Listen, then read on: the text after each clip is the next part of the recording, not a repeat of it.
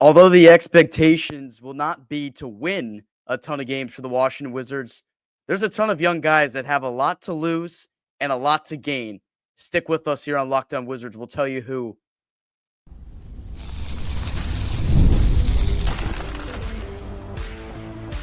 You are Locked On Wizards, your daily Washington Wizards podcast, part of the Locked On Podcast Network. Your team every day.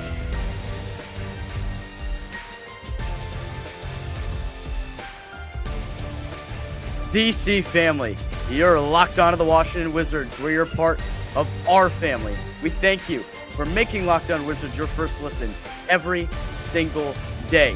Part of the Locked On Podcast Network, where it's your team every day, alongside my co-host dancing in the screen right there. That's Abdullah Yubi. Check him out on Instagram, host of the DMV Sports Zone page. I'm Ben Strober. You can check me out on my socials at Strober Sports. I cover all things DC sports for 106.7 The Fan and the Team 980. Today's episode is brought to you by Gametime. Download the Gametime app today and create an account and use code LOCKEDONNBA for $20 off your first purchase. A lot to get to in today's edition of Locked On Wizards. It's been a minute. We got all three of the videos out of the way early on in the week. We were capped off with Jason Smith last Wednesday. If you missed that, former Washington Wizard Jason Smith, current analyst with the Monumental Sports Network, he joined us. Be sure to go back and watch that. Great insight from him on his time as a Wizard and what he sees for the outlook of his future going forward. And that's exactly what we get into in today's episode. Who has the most to gain from this 2025 season, but who has the most to lose? We'll hit that in the second segment. And then we got an update on Tristan Vukcevic today, who had a pretty solid performance for Serbia in the FIBA Eurobasket. We're going to talk about him and what kind of role we might expect from him in the 2025 season. AB, what's going on, man? Tristan Vukcevic, that's what's going on. I can't wait to talk about him. But yeah, that was a great episode, great interview with Jason Smith, one of my most favorite Wizards growing up. And it was, if you haven't watched it, go check it out right now. It was a great interview. And I can't wait to talk about this because this is an important topic. A lot of people talk about the top 8 pick, but there's players that are going to be a lot more pressure, have a lot more pressure on compared to other guys who we have to see how they stand out in this young Wizards squad. And there's one thing that's for certain about the Wizards right now is they have a litany of players that are super young that need to prove themselves at this level of competition, this level of NBA basketball. You have 12 guys under the age of 24 on this roster, and it continues to get younger and younger. You're likely adding another upper tier player in the draft next year with the top 8 protected pick in a loaded draft class that could potentially change the trajectory of this franchise along with some other guys. But who has the most to gain? Who has the most to lose? We're going to tell you exactly who that is. There's a couple of guys that I have in mind, AB. Someone that I feel like has the most to gain from this year, we did an episode on it last week already, is Bilal Coulibaly. He's a guy, you can maybe make the argument that he has a lot to lose, but I think he has more to gain because of what he's already proven at the NBA level. And I know health has been the big concern for Mr. Bilal Coulibaly, only able to play in 58 of the games last year before a season-ending injury for the second year in a row. But when healthy, he has proven himself as one of the better defenders in the entire NBA. He's a guy that can score at all 3 levels. Just need to get that 3-point shot in check for the most part. But a good start to the summer for him and what we've seen playing with France. But Bilal Coulibaly is entering year number 3, extension-eligible player. And there are so many players at this wing position for the Washington franchise. You know they are consistently evaluating everything that is going on. If Coulibaly is able to stay healthy, ball out for an entire year, and shows some even more potential offensively that he has, because offensive potential-wise, we've seen a lot from him. His ability to get to the rim, his ability to punish the rim is something that really stands out with Bilal Coulibaly. But if he can become a consistent catch-and-shoot shooter, you already have a bona fide 3-and-D player on this roster, which we know how important that is on a championship caliber team, a playoff team, which this Wizards team hopes to be a couple years down the road. So Bilal Coulibaly, I feel like he's got some of the most to gain from this season. AB, what say you? I think so. For me, I'm more the argument to lose because, again, Ben, I think extension eligible. I love Bilal Coulibaly. Was the first draft pick of the Will Dawkins era, but the biggest thing I'm talking about with him is availability. Ben, 2 years in a row where you have season-ending injuries, and in year 3, if you want that extension, always talk about it in sports. Your best ability is availability, and Bilal, I'm excited for it. I always mention how when the Kyle Kuzma was taking out the lineup. He was going out there and playing way better. I need to see a more confident Bilal Coulibaly, but most of the game, I say it's the guy next to him, Cam Whitmore. They just traded for him. I think he offensively is really talented. What he did in Houston at the end of the stretch of last season was something that you could definitely say, hey, that's something he can build on here in Washington. Born in the DMV area, grew up a Wizards fan.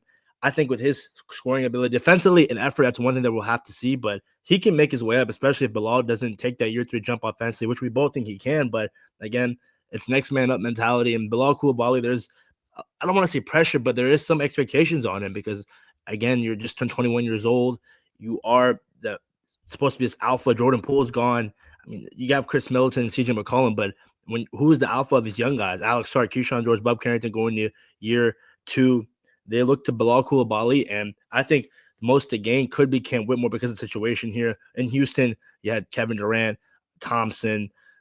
There's so many guys out there that just were scoring the ball, and there's only so much he could do offensively. But now in DC, where a team that's not going to be making the playoffs this year, I assume we're not, but you have the ability to go out there and prove, hey, I should have been traded more than a second-round pick. I had way more value than that. So I think Cam Whitmore is the answer, but I love Bilal, but for me, I think he's most to lose.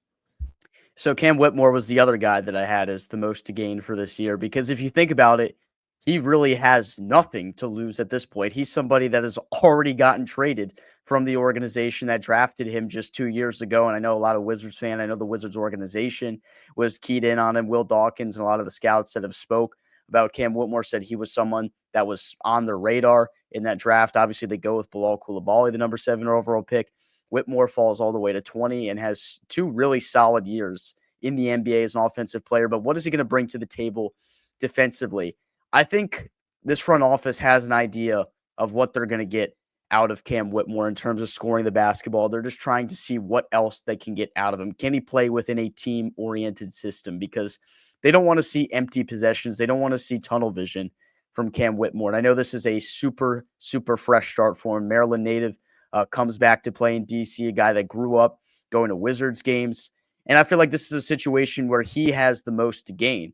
Because if you're a guy that's already been shipped out of one organization that is currently contending, like the Houston Rockets are, they traded him because effectively they are in a win now scenario. I know they picked up 2 second-round picks, and I think you can make the argument that they're not really trading him because they needed assets for him or anything like that. But they really just did not have a spot for him. They had to trade him to make room for what they have going on in Houston right now, which is really, really good basketball. This is a situation where Whitmore can come here and establish himself as a premier type of player offensively for the Washington Wizards. If he can get it done on both ends of the floor, if he can survive and get through the trials and tribulations of playing around this wing that has so many different options for Washington this year, and if he can emerge himself as one of the premier players and score the basketball efficiently, get it done defensively as well, he might be a guy that has a very efficient long-term role here for a team maybe a couple of years from now that wants to be a playoff team. Whitmore could be the guy that you look at to be your alpha dog as a scorer.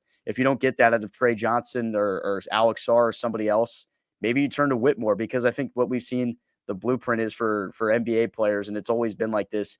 If you have your most effective scorer coming off the wing, you're probably going to be a successful team, and maybe that's something you envision for Cam Whitmore. I don't think he has a whole lot to lose in this situation. Definitely 1,000% agree with you, Ben. And if you're Will Dawkins right now, I mentioned it a lot. You have to find your superstar, whether it's Trey Johnson, whether it's Alex Sarr, Bob Carrington. Right now, he's just building up a lot of these young guys and just throwing what sticks to the wall, throwing darts, and one of them has to hit. And then once you find that guy that can score, whether it's off the wing, guard, you build those rotational players around him, get those role players off the bench, make sure that you have those vets. That's the formula that he's cooking up. We saw the way he did in OKC, and he's emulating that here in Washington. Absolutely. I think another one that has more to gain than lose, I think, is also Keyshawn George, because he's another guy. He's playing on the wing right now. So we've already said it countless times. Where does his role fit in? Is he a guy that starts opening night for this team, or is he going to have to earn that? We know it's going to be a competition-oriented type of camp, type of offseason for this Washington Wizards team. But Keyshawn George is a guy that they have ranted and raved about. Will Dawkins said himself, wait till you guys see what Keyshawn has been up to this offseason. And he showed out in the Summer League. First game was really, really efficient offensively. Not as much in the second game, but got it done on the defensive side of the ball, which is something this organization loves to see. I think Keyshawn George is a guy that's going to continue to get better and better as the season goes on here in year number 2 for him, because remember, he started off pretty slow in his rookie campaign. And once he got going, people are like, damn, like we might have really found something in this guy, because you and I specifically, and I know a lot of people, Wizards fans, weren't too aware of what Keyshawn George was bringing to the table. The guy coming out of Miami was the third draft selection in a supposed really weak draft class, where the Wizards get Alex Sarr at number 2, and then in turn mid-first round they get Bub Carrington after they shock everyone and trade Denny Avdia. So I feel like that was a night where maybe a lot of people overlooked Keyshawn George, because there was just a lot going on. You had the number 2 pick in that draft, so the expectations, of course, are going to be put on a guy like Alex Sarr early. But now what we maybe know a little bit more about what kind of player Keyshawn George can be, I think he can elevate his game to a much more substantial role here in year number 2. That's why I think he has a ton to gain. And it's insane the amount of wings that we have, Ben. You got Bilal, traded for Cam, Keyshawn, Justin Champagne, a guy that you brought up from a 2-way contract. There's a lot of talent in the wing position, but Keyshawn George, the key word with him is versatility, that V word. And the guy that can shoot it from 3, got taller. I think now is like 6'8", 6'9", can dribble. I love what he did in the summer league, where he just took it coast to coast on Kama Malawach's head and finished the layup. He's a guy who I think gets steals, rebounds, can bring the ball up to court. I mean, it's insane to think about that he was the first round pick out of the big 3 of last year's draft class, where he just wasn't being talked about enough. And in my eyes, I think maybe he has the potential to be the best one. I love Alex Sarr. I love B more Bub. But maybe Keyshawn George might be the best out of 3, which is insane to say. And this goes back to giving Will Dawkins his flowers for how he handled that weak draft class. I know they themselves, those guys, don't think it was weak, but I see your argument right there. Keyshawn George, look out in 2025. He can break out.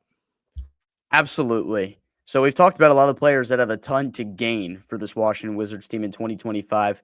Who is the most to lose? We'll tell you that next. Have you ever decided at the last minute to head to a ball game with friends or family? Maybe it's game day and you suddenly realize that you want to be in the stands. That's exactly where Gametime comes in. It's the easiest way to grab last-minute tickets without the stress. With the money you save on tickets, you can splurge on food, drinks, merch, or even invite a bigger group to come with you. Gametime makes it possible. Gametime makes buying tickets fast and simple. Prices on the app actually drop the closer you get to first pitch, and they've got incredible last-minute deals, clear seat views, and a lowest price guarantee that takes the worry out of buying. Gametime is the official ticketing partner of Locked On MLB, making it easy to browse the app for an exciting upcoming MLB game. I know the Nats are coming back home, and I know they're a laughingstock playing some bad baseball right now, but James Wood, he's finally getting back on track. He had 5 extra base hits this week, so now that slump's over, might be worth heading over to Nationals Park finally, so Gametime will help me accomplish that. Take the guesswork out of buying tickets with Gametime. Download the Gametime app, create an account, and use code LOCKEDONNBA for $20 off your first purchase. Terms apply. Again, create an account and redeem code LOCKEDONNBA for $20 off. Download the Gametime app today. Last minute tickets, lowest priced, guarantee. Ben, that was quite the pitch of me trying to get me to go to a Nationals game at the. It's not easy, man. Like it really can't be easy to get people to go to Nationals games. And I love my Nationals to death. I'm DC ride or die everything. And it breaks my heart what's happened to the Nationals. I mean, that's kind of how I felt about the Wizards a couple years back. But, here we are now. We have a lot more optimism about the Wizards. So maybe a couple years from now, we'll feel the same way about the Nats, even though that's kind of what I thought when we traded Soto 3 years ago. I was like, all right, a couple years from now, we're going to be great. And now maybe we're going into another rebuild. Hopefully we don't see that with our Washington Wizards. But who is the most to lose for this Wizards team in 2025? And I know you kind of said Bilal was your guy, AB, but if you had to give it to anybody else right here, I'll let you go first with this. Who else has the most to lose for the Wizards this year? I think Alex Sarr, Ben, the kid from Australia, he needs to be aggressive come year 2. I understand you're coming from the Australian League, and he got better every game 1 to game 82 of the regular season, but you're 7 foot. There's so much expectations on you being this guy. Last year, you had Jonas Valanciunas was taking a lot of your shots and your opportunities that you had in the paint. But right now, you are that big man. There is expectations of you getting better offensively. Defensively, we saw the rim protection in the Summer League. 8 blocks, breaking a Summer League record. But offensively, I need to see him put his back to the basket.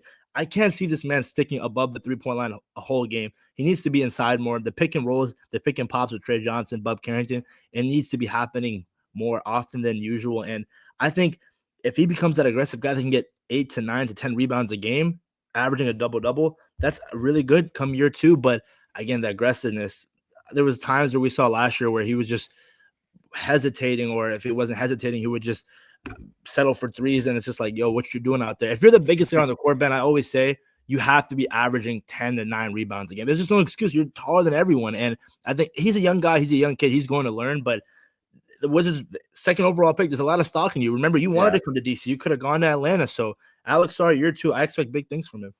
It's funny because when we saw his performance last week in the Eurobasket friendly for France, where he put up 19 points to lead all scorers, went 7 to 10 from the field, we are like, oh my God, yes, Alex Sarr, he is dominating out there. And then I looked further down the box score, and I looked at his rebounding numbers, and I just wanted to slam my head down on the table. I'm like, come on, man! Like everything was perfect. He just couldn't get a couple more boards. But he only played in 14 minutes in that game, so I'll give him a ton of credit there. I'm not gonna knock him from that performance. I'm just being a little bit facetious when I say I was upset about the rebound numbers. But yeah, he needs to be better as a rebounder for sure. And I know there was the people that were proponent of getting Kaman Malawach in the last draft, and then people would say, why would you want 2 7-footers that can't rebound? And that kind of made me laugh a little bit. But when we talked to Chris Miller, he said that Drew Gooden has said so many times where really it's just an effort thing. Alex Sarr just has to do a better job of using his effort to get himself in a better position to grab rebounds. And hopefully that's something we see from him in year number 2. And another guy I see as someone with a lot to lose this year, as much as it pains me to say it, is also from that very, very draft class, the 2024 draft class. I think Bub Carrington's got a lot to lose this year. And as Linnell Willingham, when he came on here way, way back, he said it's kind of sink or swim for Bub Carrington. And that's a good way to put it. And I know you and I are big believers that Bub is going to swim in his new role as this team's point guard. But if he doesn't show the ability to be a true point guard for this team, if he's a guy that can't really get it done, getting to the rim off the bounce, creating looks for other players with his playmaking ability, if we don't see that side of Bub Carrington, that might diminish what kind of player he can be, if he can really be in the starting lineup as the starting point guard of the future for Washington. Because it's a big time position where you need to get a lot of production in a lot of different ways. And Bub Carrington's a super talented player. I mean, him and Trey Johnson, you could easily say are maybe the 2 best shooters on this team. And Carrington played so well with the basketball not in his hands last year. And I know primarily it's because Jordan Poole was there and he was a guy that was an extremely ball dominant player. And that's a completely different situation that he's in right now. So he's going to learn.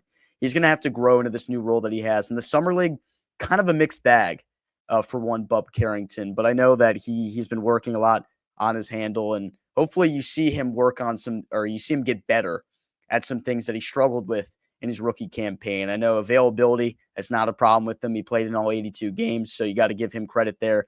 But I'm not even saying he has the most to lose because I don't think he'll be here long term. I think he maybe has the most to lose because he's in a really prime position right here to earn his strides and really get the keys to be the point guard of the future for Washington. If he's unable to do it in this upcoming season or the year after that, he might find his way to becoming a 6th man of the future for this team or having a completely different role. It's just really that kind of situation for Bub Carrington. But he's a guy, he comes from that Baltimore background, a hard-nosed kid. He went through a ton last year with his father passing away. He was able to play through that. So I know he's up for the challenge. I'm not worried about the pressure that's maybe on him affecting the way he plays because I know he's a super, super tough competitor. And that's why I think Bub Carrington will ultimately swim the way we put it. I don't see him sinking. And you mentioned it, played all 82 games. I love that. Broke so many records. Every game there was something broken because he was a rookie and hitting a game winner on the last game of the regular season, not making the playoffs, still going out there playing 110%. One thing, Ben, I agree with you all, but what he needs to work on, he needs to get to the free throw line, Ben. There were times last year where I just couldn't remember Bub out of all players in this team being at the free throw line. He needs to take it to the paint more. And that mid-range shot, 3-point shot is only going to get better.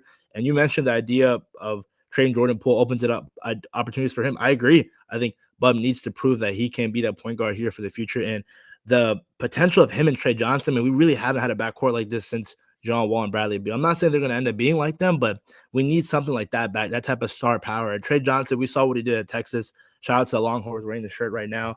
I think right now, if you're really looking at Bub, you have to step up come year 2. And there's so much expectations on, and that's the thing that I was going to ask you, like, there's so many young guys on this squad that, and the whole We're not contending right now. So there's really not that much to stress about when it comes to, oh, we have to win because we have to contend right now. And that's what makes this timeline so effective for these young guys, because it's like, hey, go out there and ball out and show what you're going to be a key part here for the future. Because we all know this upcoming year, newsflash for those of you listening, the Wizards are not going to win the NBA championship, but they are building a championship team. So you have to understand that. And I'm hoping that Will Dawkins, Coach Keefe, a guy that I'm honestly, I don't know if we can say that he has the most to lose, because there's a lot of expectations on him too, Ben. You can't go another year where you're bottom 5 in a lot of defensive categories. I know there's so much on the players and coaching and how do you split like effort and whatnot, but if the substitution minutes, that's a guy that I love. I think what he did with Oklahoma State Thunder, Kevin Durant gave a lot of credit of his early success in his career to him. He has to prove why he can be the head coach of the future. And I think he can be. We'll just have to see. We need to see results. There's only so much that me and you can say, Ben, about being patient with a guy like Coach Keefe. We need to go out there and see him say, hey, I'm the guy that's going to get this team better, and I'm going to start off right now. Come year 3 of this rebuild. I feel like everyone's super polarized on how they feel about head coach Brian Keefe, because in my honest opinion, I think it's a little bit crazy to say that Brian Keefe is unfit for the job or he's not any good, because how could you really say that when the team is in the position that it's in, the organization's in the position that they're in? And I remember when midseason they fire Wes Unseld Jr. and then Brian Keefe becomes the interim. I was thinking to myself, I don't know where they go from here, head coach wise, because I feel like you don't hire a bona fide winning head coach right here when you know that you're about to enter a rebuilding stage and you're going to be losing a crap ton of games for the next couple of years. Well, why would that coach? But why would that? That's my point. Sorry to cut you off, then. But why would that coach want to come here? I saw so many Wizards fans saying, "Get Taylor Jenkins, get Mike Malone." Why the heck would they come to a team that's not going to be winning right now? It just doesn't make any sense. Yeah, and that's why you have to wonder what the future looks like for Brian Keefe, because let's say 2 to 3 years from now, where they're in a better position to contend. Hopefully, you have Brian Keefe at least do his job and help develop these guys. If they don't feel like he's right when it comes to leading the team that is ready to win, I don't know. That's a completely different conversation. But right now, Brian Keefe's job is to keep this locker room together, keep everyone on the same page in terms of development. And I think he's a guy that can get that job done. So I'm not worried about Brian Keefe. I don't think Brian Keefe is going to stunt anyone's development right now. This is not a Washington Nationals staff situation that we have right now. Don't get me started on the coaching staff for the Washington Nationals. We could record a whole other episode for that, for Locked On Nationals. Huh? Yeah, I'm going to tell Ryan Clary, Locked On Nationals, we'll do a little collab episode. Who's got the better coaching staff right now? I said the Wizards got the better coaching staff. That's my easy answer right there for it. It's funny that like we can have a conversation like this and you say, newsflash to everyone, we're not winning the NBA championship. Abdullah, if the Wizards somehow won the NBA championship, they won't. They're not going to win the NBA championship. But if they did, what crazy thing would you do? Would you shave your entire beard, your head, your eyebrows? Would you do all of that? Yeah, I mean, I've shaved my beard many times. I've been bald before. I'll think of something crazy, but I'll take it a step further, I guess. Then, yeah. What would you do? I'm trying to think like what's something crazy, because like you could be so confident right now. You see, I got this ginger hair on my head. I'll shave all of it. I'll shave all of it if they win. Even though I don't really care, I would just probably shave my head for the fun of it anyway because I'm a lunatic. What would I do? I think I'd give up eating at Chipotle. Oh, that's a hard one. I'd give up eating at Chipotle. Wait, like life? Are we talking about like for life? You're not eating at Chipotle? Yeah, for the Wizards to win the championship, I would give up eating Chipotle for the rest of my life. Dude, I would just go to Cava. I heard, is Cava that much better? I've never been. Cava's so good. Actually, no. I had it the other day. My mom and sister got it. Cava's so good. It is good. It is good. I can't lie. But bro, I think it's better than Chipotle, dude. It's more expensive though, but Chipotle's got like a special place in my heart because it's been there for me my whole life. It's just been there. It's always comforting. But for the Wizards to win the ship, I'd give it up. What would you guys give up for the Washington Wizards to win a championship? I gotta think about that, man. That's a good topic. We could probably kill a whole episode. What would you give up in your life that is near and dear to your heart for the Washington Wizards to win a championship? Let us know in the comments below. I got an answer. I'd give up I'd give up one of my little sisters. One of them. I don't know which one, but the championship. I'd do it. I gotta figure out which one. I'll debate that with them. All right, everyone, do not say your family members. Please do not comment that. If you do, I'm not going to be able to look at you the same way if you give up family members. But whatever, we move on. Update on Tristan Vukcevic. He was dominating today for Serbia. We'll tell you about it next year on Locked On Wizards to close the show.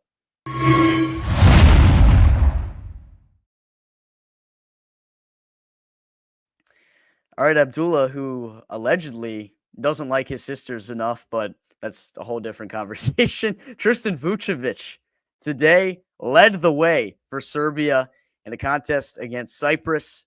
122-55, the victory for Serbia. So I don't know how much I'm buying into the stats that were put up, but man, TV was dominating. 24 points, 9 of 13 from the field, including 4 of 6 from beyond the arc. He added along 7 rebounds and 4 steals that paved the way to a plus 33 plus minus. For good old Tristan Vukcevic, he's back on the two-way contract that caps him out at 50 games for the regular season. First year, in his rookie year, he only played in 10 games. The next year, 2024 campaign, he gets it up to 35, so a 25-game increase. I think he's got to play in the full 50-game maximum this year. I think it's something that just has to happen for this organization, Abdullah. Like you've got, like you said, who's got the most to lose, who's got the most to gain. We have nothing to lose by having TV out there. And I know that you added back Marvin Bagley. He's on a relatively cheap deal, and a lot of people would say, why don't you just bring back Rashawn Holmes? Like, he's a guy that provided some stability defensively and rebounding for this team in the front court toward the end of the season, especially. But it would have been $13 million to keep him on the roster. They were only had to guarantee $250,000 of that contract. Bagley comes back on a much cheaper deal. And for whatever reason, Anthony Gill, he's a guy who we can't get rid of the guy. Yeah, we didn't even talk about that, Ben. Well, Anthony Gill, he's beloved by everyone in this organization. So clearly, for them to bring him back again, there's got to be something deeper than just who he is as a player. We know he's a locker room guy. He fits in well, and everyone there loves him. Anthony Gill is a stand-up human being, an unbelievable teammate. So he's back. Anthony Gill comes back on I didn't even get the details of the contract, but he's back on a 1-year deal. But TV needs some more minutes on the floor this year. Yeah, and first of all, Ben, we mentioned it, but I didn't even know he was Serbian, and you said he could play for like 4 different teams. I mean, that I didn't know that. That's crazy. Yeah. So he chose Serbia over Greece, which was considered the front runner for his commitment. But he decided to play for the Serbia national team because of his situation. He says in his blood he's Serbian. His dad played for the Serbia national team at the Eurobasket Challenge in 2003. So that kind of pretty much led to his decision. But Vukcevic was a guy that had the option to play either in Italy, where he was born, Sweden is his mother's homeland, Serbia is where his dad is from, and then Greece is where he grew up. So he had a ton of options to play, and he chose Serbia. Yeah, and 4 steals. That's what I love to see. Throw up the freaking 4th for our boy TV. I think, like you mentioned, a guy that he has nothing to lose. There's only so much to gain for a guy who is a second-round pick and has only been getting better. My question is, Ben, if he plays those 50 games, the Wizards, if they want to see more of him, they would have to take him up from that 2-way contract, right? I'm assuming. If to play more than 50, yeah, they would have to elevate him to. And I think he has to play 50 this year, Ben. If I'm looking at Coach Keefe, there's no excuses, because times last year I saw Rashawn Holmes get way more minutes in games that just didn't mean much. This year, Tristan Vukcevic, I need to see him get more minutes than Marvin Bagley. I think he could be a big, impactful player come years down the road. Yeah, I mean, maybe Bagley's a guy where they actually move him at the deadline again. Can you imagine you have a guy, you sign him? Yeah, at this point, that's just playing like NBA 2K, my league. You're just messing with the man's career. Yeah, you trade for him, you bring him here, then you deal him off, and then all of a sudden you sign him again, trade him again. Imagine being his real estate agent, man. You're like, all right, we're back. No, we're not back. We're about to get traded again. It must be tough to be a guy that's consistently on the move, but when you're playing for the Washington Wizards, you probably always need to be ready at this point to be moved at a minute's notice. I mean, think about how the veterans are on this team, like Middleton this year and McCollum, because those guys know they're not going to be here long term. They will not be here. So do you think Anthony Gill left, or do you think did he sell his real estate? I don't know. I don't know. Like, I don't think he was signed anywhere. So I guess maybe he just stayed here. Oh man, that's Anthony Gill. He just finds a way to stay on this roster.